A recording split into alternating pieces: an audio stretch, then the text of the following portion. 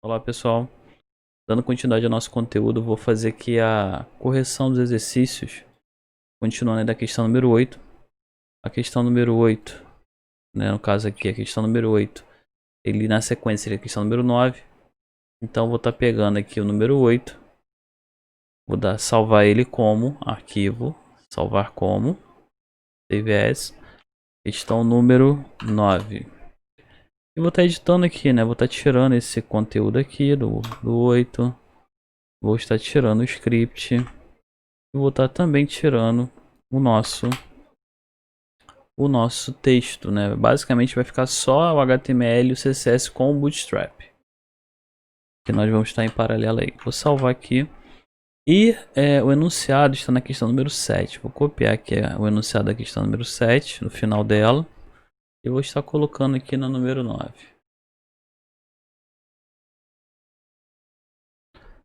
Bem, analisando aqui a nossa questão número 9, o que ele pede que nós façamos aí? Ele pede que você crie um programa que vai calcular quanto a pessoa deve pagar pela quantidade de maçãs, né? Então, ele fala que cada maçã custa 30 centavos e custa 30 centavos cada, e se forem compradas pelo menos uma dúzia, o valor vai ser 25 centavos. Se forem comprados menos de uma dúzia, no caso 12, o valor passa a ser 30 centavos. Então o que eu tenho que fazer aqui? Eu tenho que fazer um programa que leia o que é a quantidade de maçãs compradas. Está aqui, ó. Escreva um programa para ler a quantidade de maçãs compradas. Então para isso no Bootstrap, Então para isso aí no nosso codificação JavaScript, eu vou ter que criar um input. Tá? Então comando input type, aí no caso input, né, ele vem de formulário do HTML. Você tem a opção number para criar números. Coloca o name, vou botar aqui maçã, aqui maçãs, e vou estar colocando também o ID, que eu vou chamar de maçã. Tá aí. Para que ele se torne um formulário do Bootstrap, eu vou ter que colocar algumas coisas aqui para que ele fique mais enfeitado. Uma delas é uma div, vou colocar antes do input, com class form group. Esse class form group faz com que essa input ocupe a linha toda, tá, gente? Então, se a gente for lá no nosso Bootstrap, eu vou ter lá um modelo de formulário, tá? E o input, ele vai receber um class também, com o nome de form control. Salvo. Para testar aqui nossa aplicação, basta você abrir o arquivo, botão direito, open folder. Vai estar abrindo aqui o arquivo número 9. E você vai ter aqui, né, já o Bootstrap funcionando. Repara que ele ocupa a linha toda, né? Até minha foto aí ficou atrapalhando. Então o que a gente vai fazer aqui? Bem, nós vamos estar colocando aqui, né, uma section. Essa section, ela vai pegar todo o formulário, né, toda a nossa questão. Dar uma formatada aqui. E essa questão aqui, essa section, ela vai ter o class container. O que o container faz? O container contém a área de edição, tá? Bem, vou salvar. Vamos lá no nosso conteúdo. O VS Code, ele tem um plugin, né, uma extensão que você aciona aqui por esse botão aqui de extensões lateral, que é a extensão chamada de, vou achar o nome aqui, Live Server. Essa extensão Live Server é muito usada para quem está criando conteúdo, para que você não precise startar o arquivo de forma convencional. Isto é, com o arquivo aberto, você tem um botãozinho aqui chamado Go Live aqui embaixo, que ao clicar nele, ele já abre para você o navegador com o servidor rodando. E qual é a vantagem dele?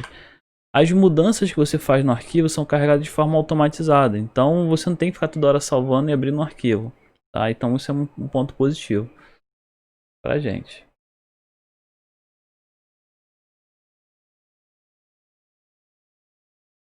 Vou fechar aqui a parte de extensão. Então, vocês podem estar instalando essa extensão aí no sistema de vocês aí do VS Code.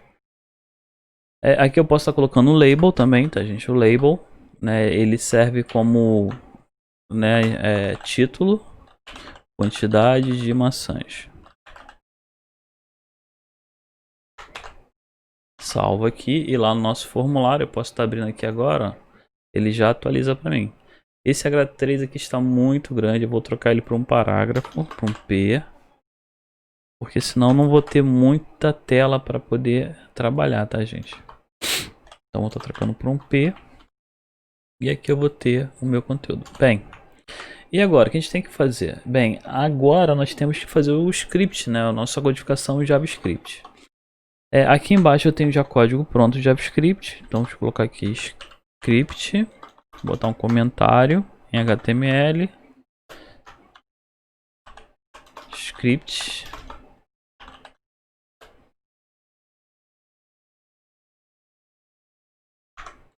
E aqui agora eu vou estar colocando o nosso script aí, tá, gente? Então, posso colocar aqui script.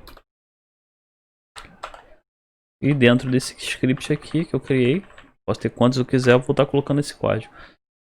Toda ação, né, que o teu sistema executa, ele precisa de uma função para isso. Então vamos colocar aqui uma função. Vou botar aqui uma function. Essa function, ela vai ter que ter um nome. Então vou chamar aqui de calcule maçãs. Eu poderia dar o nome que eu quisesse, tá?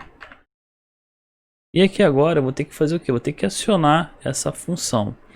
Uma forma de você acionar, né, de você poder pegar o valor da função, é você chamar o elemento através do DOM, que nós já falamos aqui sobre o DOM, tá? Quem está com dúvida vê os vídeos anteriores, que é o elemento que compõe aí, no caso, os elementos do documento, né? Eu poderia estar usando aqui uma variável chamada, né, var quantidade de maçãs, em aonde eu coloco aqui o comando document.getElementByD. Esse comando document se refere a todo documento na HTML que eu estou trabalhando. Desse elemento HTML eu estou pegando um elemento só que tem o ID que eu posso especificar como maca. Tá? Então desse elemento eu vou estar pegando o valor dessa forma. Tá, então essa linha de comando aqui faz o que? Faz com que eu pegue o conteúdo dentro da caixa da maçã e passe aqui para dentro da nossa função. Feito isso, agora eu faço o condicional. Se a quantidade de maçãs for maior ou igual a 12, então, né, o valor que ele vai pagar, e parece que eu vou criar uma variável chamada valor, variável valor, que ela começa com 0, isso é importante, você começar com 0. Ela vai ter o que? Valor vai receber 12, melhor, quantidade de maçãs vezes 0,25, tá? 25 centavos. Poderia ser 0,25. Se não for maior ou igual a 12, o valor vai receber o que? Vai receber a quantidade de maçãs vezes 0,30. Salvo.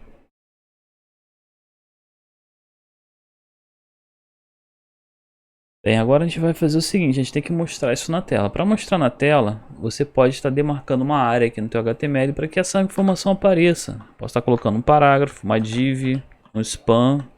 Vou botar aqui uma div. E essa div vou estar marcando com o ID. Vou botar aqui, ó, saída texto. É onde vai sair o nosso texto.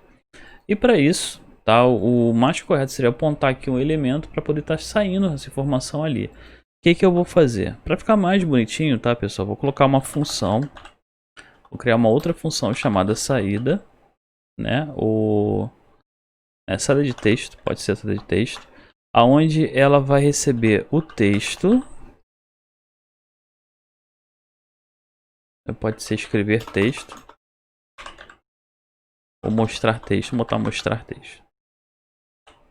Mostrar texto. Onde ela recebe o texto e escreve. Para que ela possa escrever, a gente vai ter que pegar o que? O documento. Do documento, pegar o elemento com o ID que eu defini lá em cima como saída de texto. Saída texto. Ponto inner.html, que é o comando que serve para escrever na tela. Aí eu vou escrevo o que? Escrevo a variável de texto ali. Então o que, que vai acontecer, galera?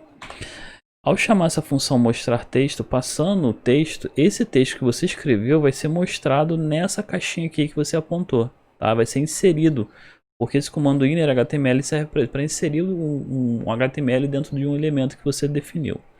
Então aqui no meu caso, basta chegar e mostrar, né? Chamar aqui o mostrar texto, passando aqui o texto que eu quero, que seria o que? Né, o valor pago, vou botar aqui 2 pontos, mais valor, que é a variável que eu quero mostrar, vou botar aqui uma terminação por, mais aqui uma quantidade de maçã, por tantas maçãs. Essa aqui é só para ficar bonitinho, na verdade na tela de uma loja seria só o valor na tela. Talvez uma informação de desconto, alguma coisa assim, né? Mas aqui eu já vou ter já a informação aí para o usuário. Agora vamos rodar isso daqui. Lembrando que eu estou usando o nosso sistema de auto-atualizar. Se eu colocar a variável aqui, ó, não acontece nada, tá vendo? Por quê? Porque eu tenho que colocar um botão, né, para poder acionar isso. Então, primeira coisa, eu tenho que colocar um botão. Vou colocar um button do tipo button. Vou colocar aqui uma class, porque eu estou usando Bootstrap. Vou chamar de btn primary, btn-primary.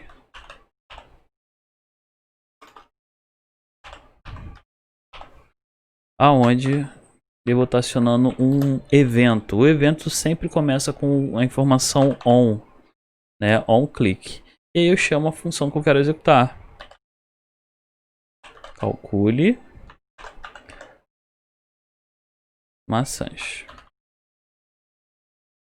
Salvo aqui agora e vou lá no nosso código para visualizar. Então aqui apareceu um botão, ele está assim desse jeito porque faltou colocar a palavra calcular aqui dentro do nosso elemento button. Agora sim, pessoal, apareceu aqui. Então se eu clicar, olha lá, 0, não paga nada por tantas maçãs.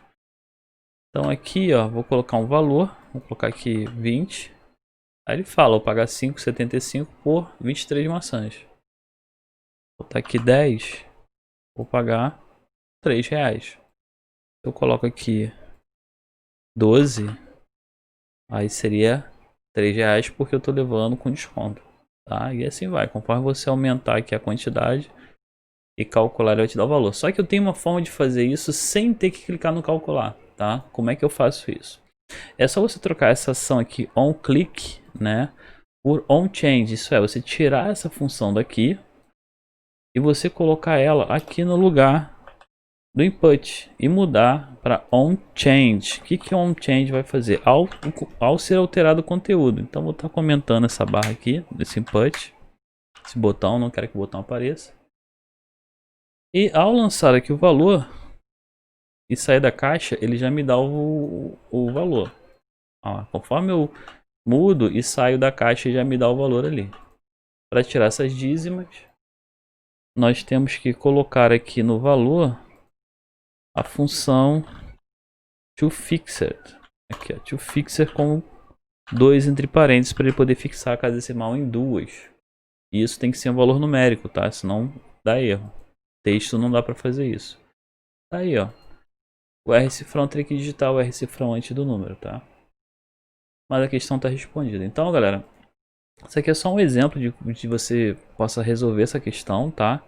Existem outras formas de você resolver isso, porque foi só uma das maneiras. O mais importante dessa questão é esse condicional aqui, ó. É essa parte do condicional que você tem que falar para o teu objeto como ele funciona. Uma outra forma de você fazer isso, até ficar um pouco mais curto, digamos assim, é você tirar esse document getElementByD daqui de cima. Por quê? A ideia é que não fique muita coisa misturada HTML com o item de gráfico, né? Então, se você olhar o document getElementByD, ele está literalmente ligado à camada gráfica, ele está pegando da camada gráfica. Então, eu não quero isso. Então, o que eu vou fazer? Eu vou colocar aqui maçã aqui em cima, tá? Ou quantidade de maçã, essa variável daqui, ela vai vir para cá, pro parênteses. Aqui eu vou comentar o texto. E o que eu estou falando para ele nesse momento aqui, que essa quantidade de maçã que eu tinha declarado aqui dentro, ela vai vir de fora, ela vem por parâmetro. Então, na hora que eu chamar a função, eu tenho que passar esse valor para esse parâmetro. Para isso, na função aqui de calcular agora, eu coloco o document getElementByD. Por quê? Porque aqui em cima é a camada gráfica, aqui em cima é a camada do HTML. Então eu estou literalmente fazendo o que? A parte do cálculo apenas no HTML, aqui no JavaScript, e a parte visual, né, que seria os valores aqui que ele está reclamando. Deixa eu botar aspas simples, né? Tem que colocar aspas simples, não tem ponto e vírgula. Fica aqui em cima do nosso conteúdo, tá? Então você tem aqui, né, a quantidade de maçã da função recebendo o elemento que você declarou ali como maçã. Tá, galera? Então isso é por quê? Porque se eu tirar o arquivo daqui, né? Se eu tirar essa parte daqui e colocar em um arquivo separado, eu literalmente vou ter uma parte com a codificação e uma parte com a camada gráfica. Então, exemplo. Se eu for aqui e criar um arquivo novo, eu falo chamado código.js. É um arquivo só com JavaScript. E pego esse script aqui, ó, inteiro, tiro daqui e coloco nesse arquivo de código, salvo ele, eu posso estar chamando ele pelo src aqui, botar um src apontando ali o código JS. Então eu literalmente dividi a parte do HTML, né, a parte gráfica, da parte que vai ter o código. Isso é, a parte que tem as funções. Ah, Fabiano, mas você tem uma função mostrar aí que tem um HTML. Essa função mostrar, na verdade, ela está sim ligada ao HTML, porém, ela poderia ser substituída por uma outra coisa. Por exemplo, um envio de e-mail, salvar no banco de dados, uma mensagem, né, uma função que seja aplicada na tela. Então aqui basicamente vai ser a única função, uma das funções que vai interagir com a camada gráfica, com a camada do view, né, que é a camada de visão que a gente chama. Então, basicamente, esse código vai ter essa função aqui, ou pouquíssimas funções que vão trabalhar com a camada de visão. Tá? Eu poderia estar literalmente desenhando um HTML inteiro aqui e chamar essa camada de visão, né, para poder mostrar para mim naquela div. Eu poderia criar um site inteiro e mostrar naquela div ali que ele ia funcionar. Tá, galera? Então, é muito comum você ver isso na codificação. Você pode reparar que aqui embaixo você tem 3 arquivos de JavaScript que são arquivos que vêm do Bootstrap. E eu coloquei o meu aqui para poder ser codificado também. Então ele vai ler o HTML no arquivo de HTML e o arquivo de JavaScript no arquivo de JavaScript. Vou salvar aqui, vamos fazer o teste lá. Não vai ter diferença. Ó, viu? Tá funcionando. Tá apagando e funciona normalmente, tá ok? Então essa é uma forma de você aplicar, é uma das formas mais usadas. O que você pode estar fazendo no teu código aqui é criar pastas para isso. Então posso estar criando dentro de seleção uma pasta chamada JS, e nessa pasta JS está colocando o nosso JavaScript, como a gente já viu isso em alguns modelos. Só que lá no meu HTML eu tenho que colocar aqui na frente do nosso importação o JS barra, senão ele não acha o arquivo e fica dando errado. É basicamente a mesma coisa que a gente fez com o nosso CSS, né? Você criar uma pasta para colocar o CSS ali dentro. Tá ok, pessoal? Então vou ficar por aqui nessa aula. Na próxima aula a gente vai falar um pouquinho sobre repetições, né? O que é um comando novo aí, a parte de repetições em JavaScript. Até mais.